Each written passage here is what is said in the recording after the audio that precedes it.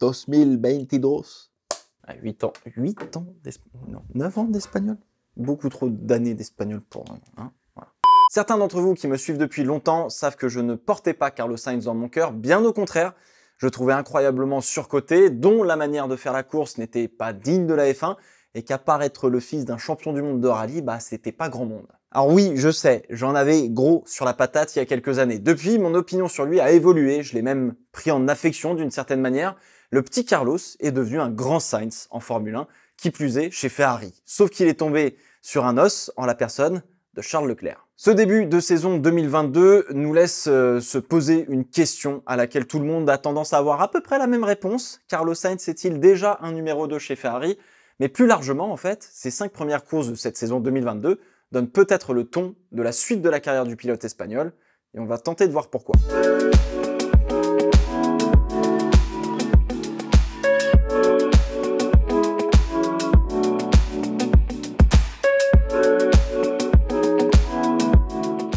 Je vais pas vous refaire la biographie de Carlos Sainz, je l'avais déjà abordé il y a 2 ans lors de sa signature chez Ferrari. Si jamais vous voulez revoir la vidéo, c'est ici. Attention, vous aurez peut-être un petit peu peur de ma coupe de cheveux. Bon alors pour ceux qui n'ont pas le temps, la version courte. Carlos Sainz a vu sa carrière en sport auto financée par Red Bull, il a gagné la Formule Renault 2 litres et la Formule Renault 3.5.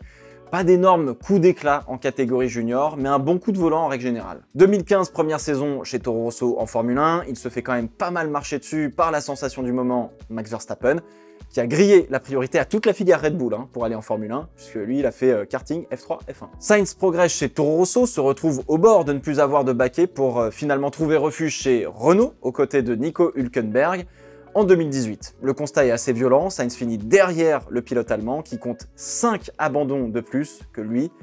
Bon, pas ouf. Mais c'est un pilote en devenir, et chez McLaren, on sort tant bien que mal de la crise et de l'histoire McLaren-Honda et des vestiges de l'ère Ron Dennis, et on essaie de reconstruire une équipe. On a besoin d'un jeune prometteur qui a besoin de se développer aux côtés d'un Lando Norris fraîchement arrivé. Carlos Sainz est le parfait candidat. Un contrat de plusieurs années, de la stabilité, un projet intéressant pour faire revenir McLaren aux avant-postes, bref, c'est un peu le rêve, et du coup, il se révèle. Premier podium après une magnifique course à Interlagos en 2019, il joue la victoire face à Gasly à Monza en 2020, Sainz progresse et montre son potentiel qui fait vraiment plaisir. Et pendant le confinement, après une difficile et douloureuse saison 2019 chez Ferrari, Binotto prend la décision de recruter Sainz aux côtés de Charles Leclerc, l'une des paires les plus homogènes du plateau et les plus jeunes qu'on ait vu chez Ferrari depuis un sacré bout de temps. Sainz n'est donc pas le meilleur pilote du plateau, c'est pas la pépite la plus incroyable qu'on ait découvert, mais il fait le taf, et il fait même très bien le taf. 3 équipes différentes, une grosse expérience accumulée, bref, le CV se remplit bien peu à peu.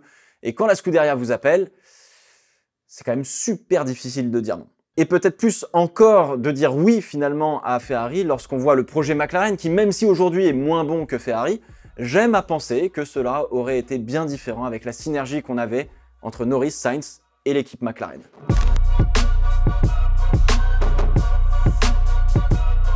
Carlos Sainz chez Ferrari, c'est probablement l'un des meilleurs choix, si ce n'est le meilleur. Il correspond parfaitement à la fiche de poste pour compléter un line-up avec Charles Leclerc. Il joue pour l'équipe, il est expérimenté, rapide, progresse chaque année, régulier, enfin...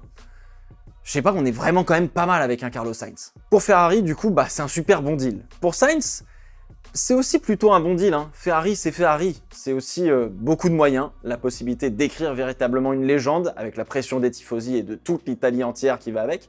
Briller en rouge, ça n'a pas son pareil. Sauf qu'il faut prendre en compte qu'on ne peut pas avoir 2 coqs dans le même poulailler, et très clairement le coq chez Ferrari, c'est Charles Leclerc et personne d'autre. On avait dit et un peu facilement prédit que les deux allaient plutôt bien travailler ensemble à la signature de Sainz, et on n'a pas tardé à en voir les fruits dès 2021. Ferrari reprend la 3e place du classement général après un long combat contre McLaren, et Sainz finit meilleur des autres derrière les intouchables Mercedes et Red Bull. Faut dire que Charles Leclerc en faisait parfois un petit peu trop. Il voulait trop bien faire par moment, n'a pas eu non plus beaucoup de chance on va dire, et je pense notamment à Monaco par exemple. Bref, on a vu un Charles Leclerc un petit peu plus brouillon par rapport à avant, alors que ça tranchait avec un Sainz qui montait en puissance et qui était bien présent dans l'ensemble de la saison, tout en découvrant l'environnement Ferrari. Bref, Sainz était plutôt là quand Leclerc ne l'était pas, mais les deux ne jouaient pas le titre, et toute la différence se fait ici. La question que tout le monde avait sur les lèvres au moment du recrutement de Sainz chez Ferrari était donc une question de temps. Tant que Ferrari ne joue pas le titre, la synergie sera probablement excellente. Mais qu'arrivera-t-il lorsque Ferrari aura une voiture pour gagner ?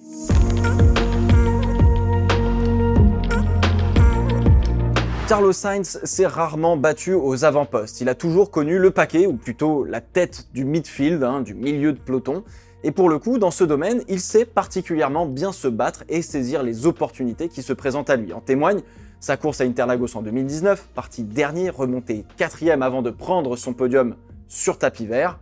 C'est quand même pas mal. Et l'année dernière, c'était pareil, toujours présent pour prendre des opportunités, car faute d'une Red Bull ou d'une Mercedes à l'époque, c'était l'un des premiers à ramasser les miettes quand devant ça se passait pas bien. Meilleur des autres derrière les Mercedes et les Red Bull.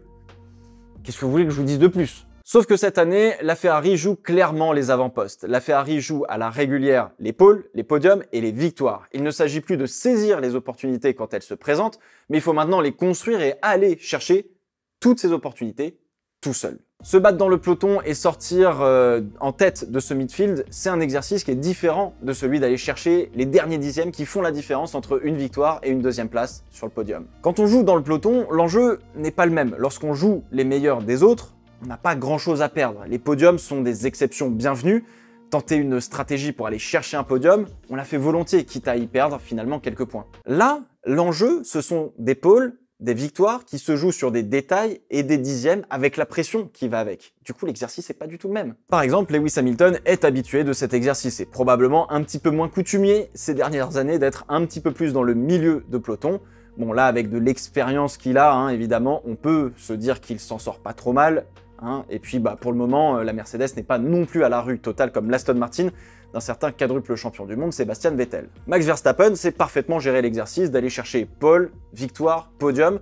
Il a enfin acquis l'expérience nécessaire, fait le nombre de boulettes et d'erreurs nécessaires pour performer à ce très haut niveau. Il a une voiture qui peut jouer des victoires depuis, allez, on va dire 2016, même si là aussi ce n'était pas à chaque Grand Prix. C'est surtout 2020 et 2021 qui l'ont vraiment fait step up.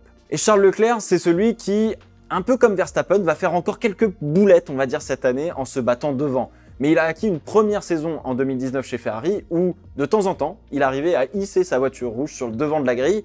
Il a une première expérience de jouer aux avant-postes en Formule 1. Voir Leclerc faire pole et victoire, c'est donc pas spécialement une surprise en soi. Le voir faire une boulette à Imola, c'est pas non plus une surprise en soi, même si c'est décevant et même peut-être parfois un peu surprenant d'une certaine manière, tant on pense qu'il est plus expérimenté qu'il ne l'est réellement. Après tout, c'est que la 5e saison de Leclerc, quand c'est la 8e de Verstappen et Sainz, et la 12e de Pérez. Pour Carlos Sainz, se battre devant, c'est tout nouveau. Ça va demander du temps, mais cette première pole et cette première victoire, elles vont arriver, surtout avec cette F1 75.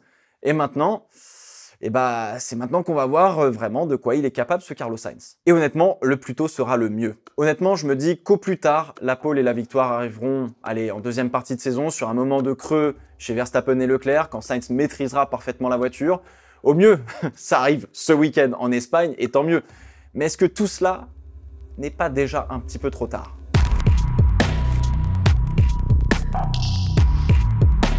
Avec toute l'affection que j'ai pour Nico Rosberg en tant que pilote, il a une très bonne vitesse de pointe, mais n'a clairement pas le talent d'un Lewis Hamilton ou d'un Max Verstappen. C'est un pilote rapide, mais qui va devoir bosser probablement beaucoup plus et tout maximiser par rapport à une certaine facilité, on va dire, chez un Hamilton ou un Verstappen. Ça ne veut pas dire que ces deux-là ne bossent pas, bien au contraire, mais le chemin est peut-être un petit peu plus long et important pour un Nico Rosberg. Valtteri Bottas, lui, n'a jamais pu boxer dans la catégorie des Verstappen et des Hamilton, et pourtant, c'est un excellent pilote. Pas pour jouer des victoires, oui, mais pour jouer la tête du milieu de peloton avec une Alpha, si. Et en ce début de saison 2022, on a retrouvé un Bottas performant qui tabasse sur les devants du milieu de peloton, et ça, moi, ça me fait grave plaisir. Carlos Sainz est aujourd'hui à la croisée de ces deux mondes, entre un pilote qui peut devenir champion du monde, mais qui va devoir faire un bel et gros effort, et un pilote qui va servir de valet à un autre, et qui n'arrivera peut-être jamais à jouer ce fameux titre mondial. Qu'on le veuille ou non, Charles Leclerc est chez lui, chez Ferrari. C'est l'enfant prodigue, c'est lui l'élu, c'est celui qui doit refaire gagner la Scuderia Ferrari depuis Raikkonen en 2007, après les échecs Massa, Alonso et Vettel. C'est l'enfant sur lequel la Scuderia a tout misé, et a raison. En 2019, quand il est arrivé, il a tout de suite mis en difficulté un Sébastien Vettel qui était usé avant de prendre l'ascendant en milieu et fin de saison. et de le mettre dans le rétroviseur en 2020. Cette année, on a vu un Leclerc directement dans le coup, et Sainz n'est pas loin sur un tour qualif. À part à Imola où il plante la voiture en Q2 et en Australie où il se fait avoir par un drapeau rouge, Sainz, il reste à moins de 3 dixièmes de son coéquipier, et il est même plus souvent vers les 1 dixième.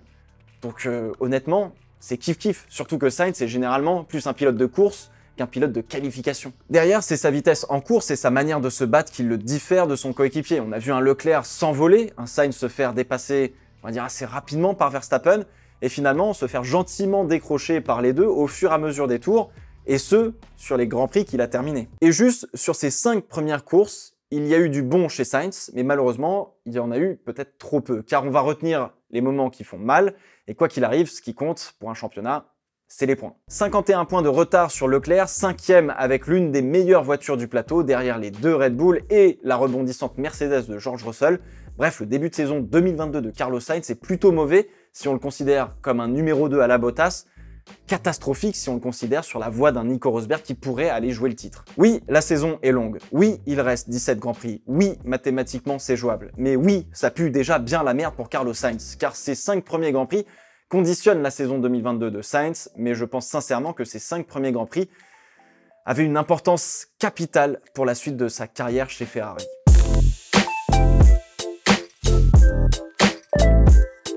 Il n'y a qu'à voir le paysage médiatique de la F1 et les avis de tout le monde sur Sainz. On parle pas de Sainz en lice pour le titre de champion du monde aux côtés de Leclerc, on parle de Sainz probable numéro 2 qui va devoir élever son niveau pour aider Leclerc dans la quête du titre. On se dirige vers une rivalité Leclerc-Verstappen. D'ailleurs, elle a déjà bien été entamée depuis Bahreïn, et là est tout le problème pour Sainz, c'est qu'il ne fait pas jeu égal avec Verstappen ou Leclerc de quelconque manière. Là où Rosberg a échappé finalement à être un numéro 2 d'Hamilton, ça a aussi été possible par le fait qu'il n'y avait absolument aucune concurrence en face en 2014, en 2015 et en 2016. Les Mercedes étaient dans leur monde à elles, il ne pouvait y avoir que rarement des interférences dans un combat entre Hamilton et Rosberg, donc la rivalité était établie par la domination des flèches d'argent. Et Sainz, il a un grain de sable dans la machine, il se bat pas contre Leclerc, il se bat contre Red Bull pour Ferrari.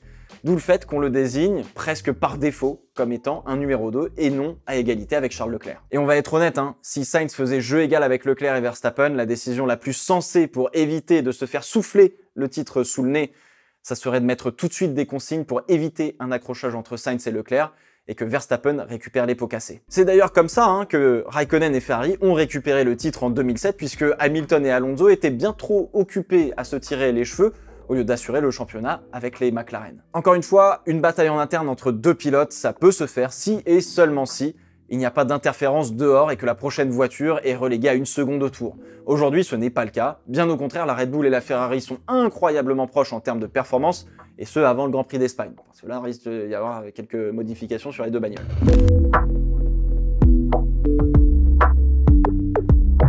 Aujourd'hui, à moins d'un retournement de situation assez spectaculaire qui verrait un Charles Leclerc commencer à faire plus de bourdes que de prendre de virages, Carlos Sainz est déjà condamné à un rôle de semi-numéro 2 qui fait le jeu de l'équipe et qu'on n'hésitera pas à faire gagner quand Leclerc n'est pas dans le coup sur cette saison 2022. Et à moins que Leclerc perde le titre, qu'il ait du mal à reprendre le dessus en 2023 et que Carlos Sainz devienne naturellement plus rapide et arrive à manger Verstappen au petit-déj, même pour les années à venir, ce n'est probablement pas lui qui jouera le titre pilote chez la Scuderia. Verstappen a l'avenir devant lui, c'est un numéro 1 à qui on a enfin trouvé un numéro 2 dont le rôle est accepté par un pilote qui est plus proche de la fin de carrière et qui va même apprécier le job, en témoigne la saison 2021 de Sergio Pérez. George Russell a l'avenir devant lui aussi, avec un dernier apprentissage de luxe, qu'on va dire, de l'un des pilotes les plus talentueux de sa génération, on parle de Lewis Hamilton, qui est plus en fin de carrière lui aussi, mais qui n'a probablement pas dit son dernier mot, mais quoi qu'il arrive, le futur de Mercedes, c'est quand même plutôt Russell. Idem chez McLaren avec Norris et Ricciardo, plus proche de la fin de carrière que du début pour finalement épauler sans vraiment le vouloir le Britannique. Et chez Ferrari, Leclerc,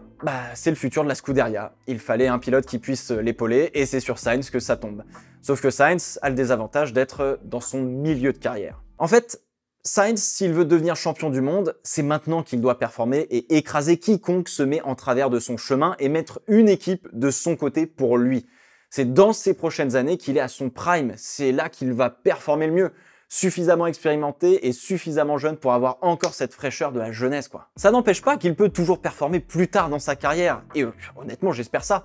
Mais tant que Leclerc est là, personnellement, je trouve que ça paraît un petit peu bouché pour lui chez Ferrari. La vraie question, c'est que s'il échoue chez Ferrari, c'est quoi sa deuxième chance avec un autre top team pour jouer le titre de champion du monde? Tout peut se passer en F1. Les 5 premières courses de la saison ont mis Carlos Sainz dans une direction de numéro 2 pour 2022, mais je vous pose la question, est-ce que ces 5 premières courses de la saison n'ont pas façonné la suite de la carrière de Sainz d'une certaine manière en lui collant une étiquette de numéro 2 dont il aura vraiment du mal à se défaire? C'est un peu le constat que je me fais maintenant, avec un petit peu d'amertume, honnêtement, en me disant qu'on aura un super pilote qui ne trouvera peut-être jamais ce petit dixième qui fait la diff entre une P1 et une éternelle P2, mais en même temps, la Formule 1 a le don pour nous surprendre toujours plus, et j'espère sincèrement que Sainz saura dompter son cheval cabré, car là, il part pour un sacré rodéo.